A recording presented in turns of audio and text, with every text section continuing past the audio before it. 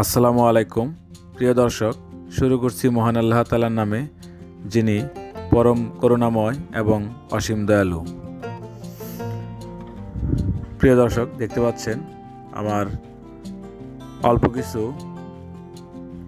বেগুন চারা লাগানো হয়েছে।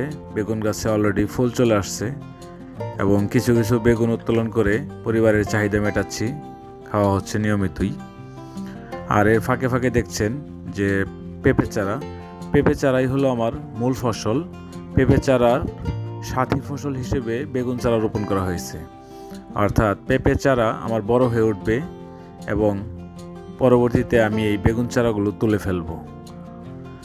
মাঝ থেকে আমার কিছু সময়ের জন্য বেগুন খাওয়া হয়ে যাবে পেঁপের ফলন আসার আগে।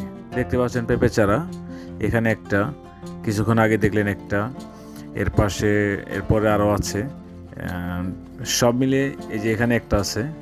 সব মিলে মাঝে মাঝেই পেঁপে চারা আছে এবং মাঝে ঘ্যাপে বেগুন চারা দেওয়া আছে।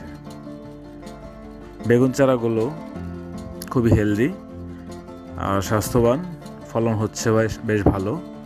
আপনারাও চাইলে পেঁপে চারার পাশাপাশি সাথী ফসল হিসেবে আমার মতো বেগুনের চাষ করতে পারেন। ওই যে দেখছেন বেগুন খুবই সুন্দর।